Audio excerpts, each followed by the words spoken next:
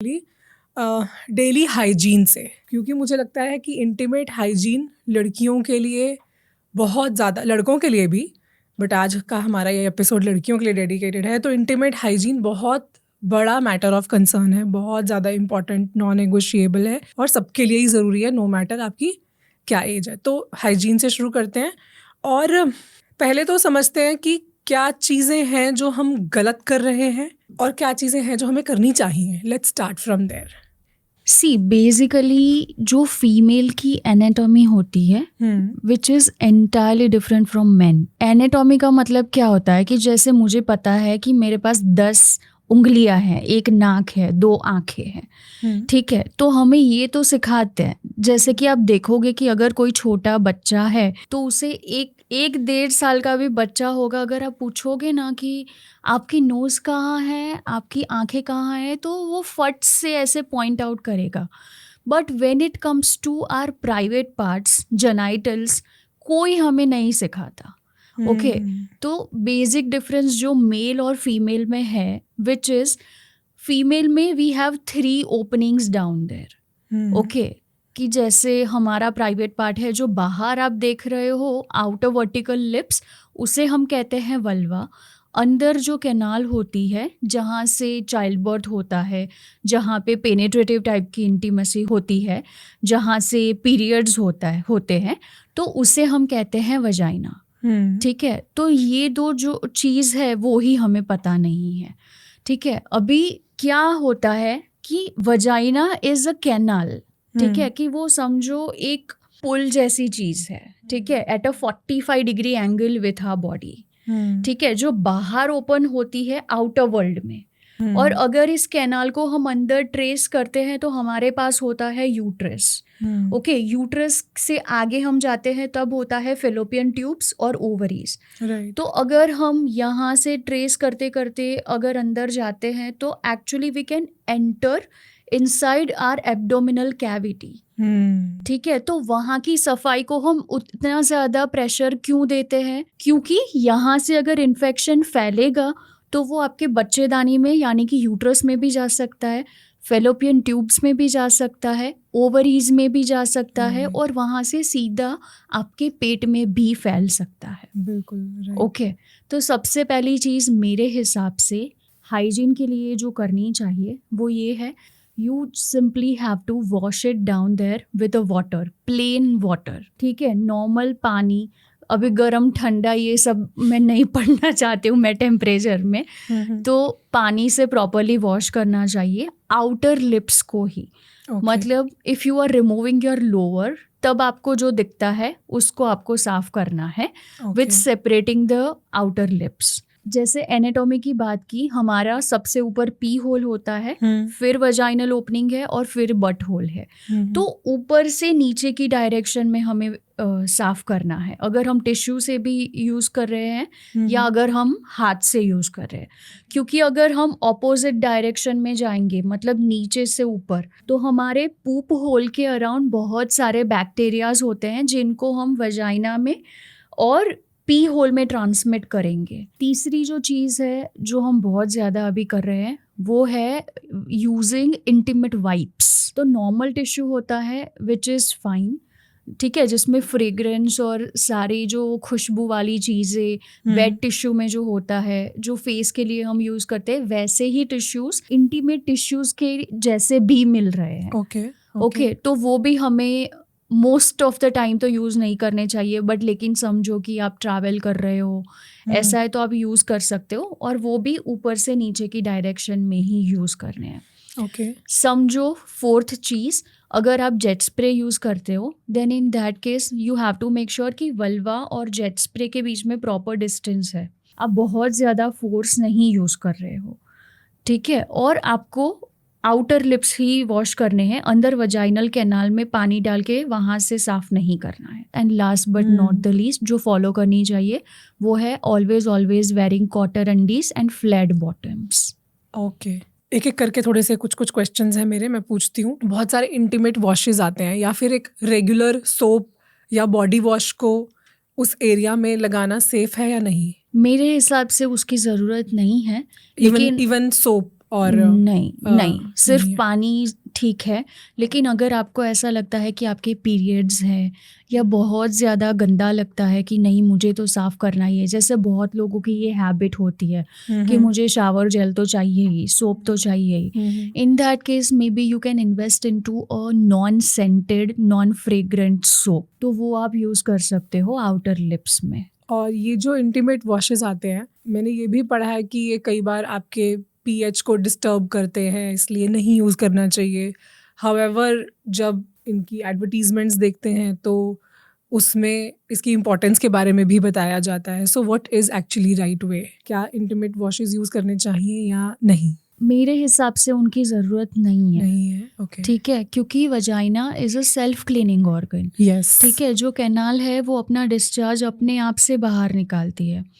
वहाँ के जो बैक्टीरिया है वो ही बैक्टीरिया दही में भी प्रेजेंट होते हैं, लैक्टोबैसिलाई, हाँ, जो ऑलरेडी लैक्टिक एसिड प्रोड्यूस करके एसिडिक पीएच वहाँ पे मेंटेन करते हैं ताकि हमें इन्फेक्शन ना हो। तो अगर वो जगह है ऐसी जो अपने आप को साफ कर रही है, जैसे हम उठ के ये तो नहीं सोचते कि मेरा पूप होल है तो मैं वहाँ पे अंदर पानी डाल के साफ करूंगी because that collects the poop, okay. तो अगर हम वो नहीं सोच रहे तो हम ये क्यों सोच रहे हैं? Right. My next question is कि ये जो वजाइनल डिस्चार्ज होता है, दैट वाइट स्टिकी लिक्विड, ये नॉर्मल है या फिर कोई साइन है? और जिन्हें ये डिस्चार्ज होता है या ज़्यादा होता है वो क्या कर सकते हैं सो दैट हाइजीन मेंटेन रहे? Is there anything they need to do specifically for it?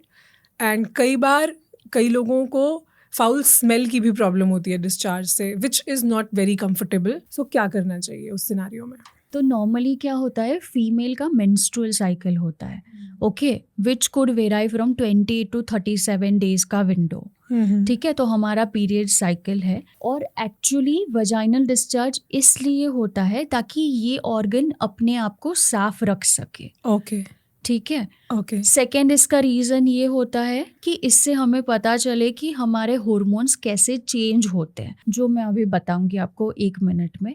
और तीसरा इसका रीज़न ये होता है कि जब आप इंटीमेसी में इंडल्ज कर रहे हो तो it acts as a lubricant. Oh, natural lubricant. हाँ, ओके, तो ये 3 रीज़न होते हैं। ओके। अभी वजाइनल डिस्चार्ज नॉर्मल कब होता है? तो समझो कि जैसे हमारा मेंस्ट्रुअल साइकिल है, उसके 4 अलग अलग फेजेस है। फर्स्ट फेज हमारा होता है पीरियड्स। तो क्योंकि पीरियड्स के दौरान हमारा मेंस्ट्रुअल ब्लड आ रहा है तो उसकी वजह से वाइट डिस्चार्ज नहीं आएगा, या आएगा तो भी बहुत थोड़ा अमाउंट होगा। ओके।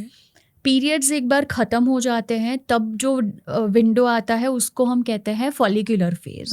ठीक है, तो उसमें आपको आएगा 2 to 4 ml of healthy vaginal discharge जो एग वाइट लाइक कंसिस्टेंसी का होगा। बीच वाला फेज आएगा, उसे हम कहते हैं ओव्यूलेटरी फेज। ओव्यूलेटरी फेज में हमारा एग रिलीज होता है। ठीक है, तो एग रिलीज होता है, उस दौरान बॉडी के हिसाब से वी हैव टू इंटीमेट ताकि हम बच्चा पैदा कर सके। राइट। ठीक है, तो उस दौरान आपका सेक्स ड्राइव भी ज़्यादा होता है, इररिस्पेक्टिव आपकी शादी हुई है नहीं हुई है, व्हाटएवर। तो ओव्यूलेटरी फेज में वो डिस्चार्ज का अमाउंट ज़्यादा होगा। ओके। ठीक है, क्योंकि वो it acts as a natural lubricant. Okay. एक बारी ओव्यूलेशन हो जाता है, उसके बाद जो फेज होगा उसे हम कहते हैं ल्यूटियल फेज। ओके, मतलब पीरियड्स से पहले का फेज, 7 से 10 दिन पहले का। उसमें if you hold the vaginal discharge between your thumb and finger, या अगर आप टिश्यू से वाइप करते हो तो it will become a string like appearance. Okay, तो ये जो चीज़ होती है हर हफ्ते ही चेंज होना, उसे हम नॉर्मल वजाइनल डिस्चार्ज कहते हैं। ये अगर हो रहा है तो ये नॉर्मल है, इसमें कुछ घबराने की, टेंशन लेने की, परेशान होने की जरूरत नहीं है। Now how to manage it, मतलब क्या कर सकते हैं इन सब डिस्चार्ज के केसेस में so that cleanliness, hygiene, odour वो सब बना रहे? क्लीनलीनेस के लिए हम क्या कर सकते हैं, जैसे I will give you one example. ये हमारा मुंह है, ठीक है, inside which we have teeth and tongue, okay, and saliva flows naturally all throughout the day, सिर्फ रात को ही नहीं फ्लो होता है। तो मैंने कभी ये सोचा है या आपने कभी ये सोचा है कि मैं क्या करूं कि जिससे मेरा सलाइवा ना आए, मेरा मुंह ड्राई ही रहे? ओके, तो अगर मैंने ये नहीं सोचा है, या सेकेंड चीज़ आप बोलोगे कि आपकी आईज की बात करें तो your eyes remains lubricated all through out, ठीक है, थोड़ी मॉइस्ट आईज आपकी हमेशा रहेगी। तो आप ऐसा सोचोगे कि मैं ऐसा क्या करूं कि मेरी आईज ड्राई हो जाए, इसमें बिल्कुल एक ड्रॉप भी पानी नहीं आना चाहिए। In fact you don't want that to happen. Exactly. तो आप ये क्यों सोच रहे हो कि वजाइना से भी डिस्चार्ज नहीं ही आना चाहिए? वो आएगा क्योंकि जैसे ये ऑर्गन की और ये ऑर्गन की नॉर्मल फिजियोलॉजी है, ये ऑर्गन और ये ऑर्गन का नॉर्मल फंक्शन है, वैसे ही वजाइना का भी फंक्शन है। Right, okay. हाउएवर, अगर बहुत ज़्यादा डिस्चार्ज होता है या रूटीन हाइजीन के लिए, what you can do is you can wash it properly with a normal water upside down 2 से 3 बार in a day. Okay, that is the first thing. Second thing, synthetic underwears आप मत पहनो। Okay, क्योंकि वो discharge hold करके रखता है और फिर आपको बहुत ज़्यादा वेटनेस फील होगी। तीसरी चीज़ जो है, बहुत टाइट स्नग कपड़े मत पहनो, क्योंकि फिर आपको ऐसा लगेगा कि पसीना और सब कुछ इकट्ठा हो रहा है। चौथी चीज़ जो है वो है, आप टिश्यू पेपर यूज़ कर सकते हो अपसाइड डाउन, ठीक है। तो ये बेसिक हाइजीन के मेजर्स हैं। डिस्चार्ज के केस में वो कौन से साइंस हैं या कौन से रेड अलर्ट्स हैं जिससे पता चलता है कि अब आपको डॉक्टर के पास जाना चाहिए? So we have a specific type of a breath depending upon how we had brushed our teeth और हम क्या खा रहे हैं। Right. We have our body's own odor, ठीक है। Right. वैसे ही वजाइना का भी odor होता है।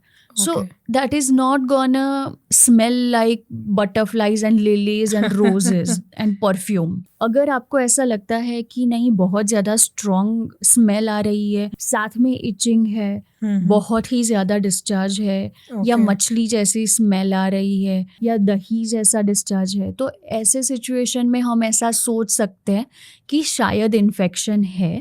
और ऐसे केस में डॉक्टर के पास जाके एग्जामिनेशन करवा के हम ये डिसाइड कर सकते हैं कि आगे दवाई हमें लेने की ज़रूरत है या सिर्फ हाइजीन मेजर से ही ये मैनेज हो जाएगा। ओके। हाइजीन के कॉन्टेक्स्ट में और कोई important cheese which you feel every girl should know, या जो लोग मिस कर जाते हैं या गलतियाँ करते हैं? आई फील किस तरह के लाइफस्टाइल जो हमारे पीरियड्स के साइकिल्स को अफेक्ट करते हैं? किसी को पता ही नहीं है कि क्या खाना है। एक बोलेगा कि आपको ग्लूटेन फ्री जाना है, दूसरा आपको बोलेगा कि आपको 1200 कैलोरी का डाइट खाना है। We are more confused than ever. हर 5 में से 1 लड़की as per the data is suffering from PCOS। क्या PCOS का रिवर्सल पॉसिबल होता है? हम इन पूरे एपिसोड्स की मिनी क्लिप्स को टॉपिक वाइज एक दूसरे चैनल पे अपलोड करते हैं जिसका नाम है गुंजन टॉक्स क्लिप्स। इस चैनल पे आप कम टाइम में भी अपने फेवरेट टॉपिक को आसानी से रिविजिट कर सकते हैं। गुंजन टॉक्स क्लिप्स का लिंक आपको डिस्क्रिप्शन में मिल जाएगा। लोगों को बहुत ऐसा लगता है कि मुझे डिस्चार्ज भी आ रहा है, दैट मीन्स कि ये अबनॉर्मल है, मुझे बैक पेन होगा, कैल्शियम प्रोटीन चला जाएगा, या मुझे इससे मेरे बॉडी में वीकनेस आ जाएगी, तो लेट मी ईट समथिंग। या there are so many brands I know who promote their products in a way कि अगर आपको वाइट डिस्चार्ज आ रहा है, आपकी बॉडी से न्यूट्रिएंट्स जा रहे हैं, तो आप हमारा कैप्सूल कंज्यूम कर लो, ठीक है। तो एक वो उलझन में नहीं पड़ना है। Okay. Second thing is vaginal washes are marketed as something that you have to use every single day। मतलब दिन में 2 बार आप वॉश यूज करो, जैसे आप फेस वॉश यूज करते हो, हैंड वॉश यूज करते हो, वैसे ही वो आपसे ये एक्सपेक्टेशन रखते हैं कि आप वो वाले वॉश भी ऐसे यूज करो। उसमें नहीं पड़ना है। प्यूबिक हेयर रिमूवल के लिए भी लोग बहुत ज़्यादा कंसर्न होते हैं। दे फील कि हमेशा it has to be like a bare skin only, और उसके लिए अलग अलग तरीके के प्रोडक्ट्स यूज़ करते हैं, जैसे कि vaccine. Now imagine the skin you have here and the skin you have down there which is entirely different. Okay, तो वो हमें यूज़ नहीं करना है। जब तक हो सके आप सिजर्स या ट्रिमर्स यूज़ कर सकते हो। और ये चीज़ भी दिमाग में रखनी है कि क्योंकि आपको वहाँ पे हेयर ग्रोथ है, दैट डजंट मीन कि उसकी वजह से ही आपको इन्फेक्शन हो रहा है, बिकॉज वो हेयर वहाँ पे है because of a good old kind reason, ठीक है। उसकी वजह से आपको इन्फेक्शन नहीं हो रहा। Another mistake that I see is women are buying any product without doctor's consultation from the pharmacy shop. Okay, जैसे कि बहुत सारे पाउडर्स भी आते हैं. आई एम श्योर आपने नाम भी सुने होंगे कि you have to just dust that powder down there every single day. Okay, now imagine I have a human body and I have my own white discharge और मेरे बैक्टीरियाज ऑलरेडी है वहाँ पे. जैसे कि हमारे पूरे बॉडी में बैक्टीरियल सेल्स ज़्यादा होते हैं as compared to our own sales.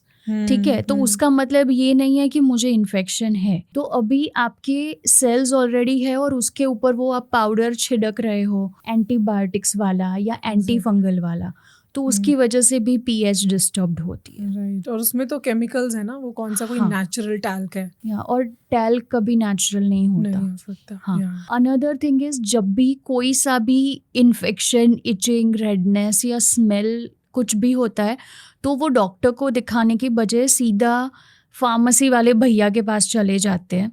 उनको बोल देते हैं कि मुझे ऐसा है, इन्फेक्शन है. अभी फार्मेसी वाले भैया को 2-3 टैबलेट्स का नाम पता होगा कि हाँ अगर आपको ये है तो आप ये ले लो. जैसे कि हर फीवर के लिए आप पैरासीटामोल नहीं खा सकते क्योंकि फीवर बहुत से रीजंस की वजह से होता है ना. आपको कुछ उल्टा सुल्टा खा लिया तब भी फीवर होता है. सर्दी की वजह से कफ कोल्ड है, लंग इन्फेक्शन है, उसकी वजह से भी फीवर होता है. यूरिन इन्फेक्शन में भी फीवर होता है. तो सबका ट्रीटमेंट पैरासीटामोल नहीं होता. वैसे ही सारे वजाइनल इन्फेक्शन या डिस्चार्ज का ट्रीटमेंट जो है वो कोई एक दवाई नहीं हो सकती. इसी की वजह say that is very very important कि आप डॉक्टर के पास जाओ, एग्जामिन कराओ और उसके बाद दवाई लो. Another mistake women make is कि एक बार डॉक्टर के पास चले गए, उन्होंने ये एक्स दवाई दे दी. ठीक है, जब फिर से ये होगा तो क्या करेंगे, वही दवाई जो बची होगी वही फिर से यूज़ कर लेंगे. ऐसा करने की भी ज़रूरत नहीं है, वो आइडियल प्रैक्टिस नहीं है. क्योंकि हो सकता है कि पहले आपका इन्फेक्शन है वो बैक्टीरियल हो, अभी आपको जो इन्फेक्शन हो रहा है वो शायद फंगल हो. ठीक है, तो दोनों इन्फेक्शन अगर अलग अलग है तो सेम दवाई हम उसके लिए यूज़ नहीं कर सकते. Very very important. I think ऐसा कुछ भी इन्फेक्शन जैसा फील हो रहा है तो ये बहुत ही सेंसिटिव एरिया है, इसमें क्यों ही कोई रिस्क लेना. Always better to go to an expert, go to a gynaecologist. सही से जो भी उसका इलाज है, मेडिसिन है वो लो. इसमें तो कोई रिस्क लेना बनता ही नहीं है बिल्कुल भी. Absolutely. Now let's talk about menstruation, periods की अब हम बात करते हैं. सबसे पहले तो being a gynecologist, what do you think और how do you define normal period? क्योंकि अभी विद दिस लाइफस्टाइल स्ट्रेस और इतना ज़्यादा एनवायरमेंटल पोल्यूशन और ये सब चीज़ों की वजह से साइकिल्स सबके डिसरप्ट से हो गए हैं, रेगुलर नहीं है. तो how do you define a normal cycle, a normal period? जैसे कि हमें पता है हमारा फर्स्ट पीरियड कौन सी एज ग्रुप में आता है, समवेयर अराउंड 9-10 टिल 14-15 तो हमारा पीरियड स्टार्ट हो जाता है. Okay, and it ends somewhere around your mid 40s and 50s. सो ये नॉर्मल एज ग्रुप है जिसको हम कहते हैं रिप्रोडक्टिव एज ग्रुप. ओके, तो उसमें पीरियड्स आते हैं. अभी पीरियड्स आना 28 to 37 डेज के साइकिल के अंदर which is considered as normal. मतलब अगर मुझे ये महीने पीरियड्स आए 26 अप्रैल को तो अगले महीने भी 26 मई को ही आपको एक्सपेक्ट करना which is a wrong thing. एक हफ्ते भर का वेरिएशन प्लस माइनस होना is considered as normal. Second thing, आपका ब्लड फ्लो कितने दिन का होना चाहिए, तो 3 से 7 दिन का ब्लड फ्लो होना is considered as normal. Okay, तो 3 दिन आ रहा है नॉर्मल, 7 दिन आ रहा है वो भी नॉर्मल. आपके बेस्ट फ्रेंड को 5 दिन आ रहे हैं और आपको 3 दिन आ रहे हैं, दैट डजंट मीन कि उनका नॉर्मल है और आपका नॉर्मल नहीं है. अभी पता कैसे चलेगा कि मेरा ब्लड फ्लो जो है वो नॉर्मल है या नहीं? तो नॉर्मल पीरियड ब्लड फ्लो जो होता है हमारा, that वेराई from 30 to 60 ml. Okay, वो कैसे गिनते हैं वो भी मैं बताती हूँ आपको. Okay, so 30 to 60 ml of blood flow is considered as normal. बहुत ज़्यादा क्रैम्प्स नहीं होने चाहिए आपके पीरियड्स में। ऑब्वियसली आपके हार्मोन्स ड्रॉप हो रहे हैं, आपकी बॉडी में इन्फ्लेमेटरी प्रोसेस चल रहा है, आपकी बॉडी ने प्रेग्नेंट होने के लिए दीवार बनाई है और वो अब टूट के बाहर निकल रही है क्योंकि आप प्रेग्नेंट नहीं हो, ठीक है। तो इस बड़े रीज़न की वजह से पीरियड्स आ रहे हैं। So obviously you will feel कि आप बहुत ज़्यादा टायर्ड हो, आपको कुछ करने का मन नहीं होगा, आपकी एनर्जी ड्रॉप होगी, आपको थोड़े बहुत क्रेविंग्स हो सकते हैं और थोड़े बहुत बैक क्रैम्प्स होना, लोअर एब्डोमेन में हैवी होना वो नॉर्मल है। लेकिन अगर इतने ज़्यादा क्रैम्प्स आ रहे हैं आपको कि आप कुछ नहीं कर सकते, आप ऐसे फ्लोर पे पड़े पड़े रेंग रहे हो या बाथरूम में ही बैठे रह रहे हो या आपको बहुत ज़्यादा दवाइयाँ खानी पड़ रही है, तो ये सिचुएशन को हम कह सकते हैं कि ये नॉर्मल नहीं है। पीरियड्स के दौरान सब ऐसा बोलते हैं कि बहुत देर तक अगर मैंने बैठ के उठने की कोशिश की तो सडन से वो फ्लो आ जाएगा। अच्छा। जिसको जेनजी लैंग्वेज में भी ऑल्सो से कि जेलीफिश का बर्थ हुआ। अच्छा। हाँ, तो वो जेलीफिश जो है या क्लॉट्स है मेडिकल लैंग्वेज में, वो 1 या 2 होना less than a 5 rupee coin which is considered as normal. Okay, तो इतनी चीज़ें जो है वो नॉर्मल है। अब ये जो आपने नॉर्मल की डेफिनेशन में बताया, अगर ऐसा ना हो रहा हो और इनमें से कोई भी कंडीशन एक्सीड हो रही हो, मतलब या तो जो गैप बिटवीन 2 पीरियड्स है वो ज़्यादा हो, या फिर जो duration of a period cycle वो या बहुत कम, लेट्स से 1 और 2 डेज और 8 to 10 डेज है, या फिर फ्लो जो आपने बताया 30 to 60 ml से ज़्यादा है या कम है, मतलब अगर इनमें से कोई भी कंडीशन मीट नहीं हो रही तो ये क्या सिग्निफाई करता है? So periods are considered as your monthly report card. Wow. Okay, जैसे Yeah. स्कूल में जाते थे और 3 महीने, 6 महीने, 1 साल के बाद एग्जाम्स आते थे, वैसे समझो कि we women are having exams every single month. अगर वो ठीक तरीके से नहीं आ रहे हैं, which means something is happening inside which is not normal. Okay. तो हो सकता है कि आपकी लाइफस्टाइल ठीक नहीं है, मतलब आप बहुत ज़्यादा स्ट्रेसफुल हो, you are jumping on from one task to another, या आपके पास सांस लेने का भी टाइम नहीं है, आप बहुत ओवरवर्कड हो। ओके। सेकेंड, अगर आपकी स्लीप साइकिल सही नहीं है, research proves that women need at least 7 to 8 hours of deep restful sleep and we require actually more of a sleep, okay, because our body has to go through so many changes every single day.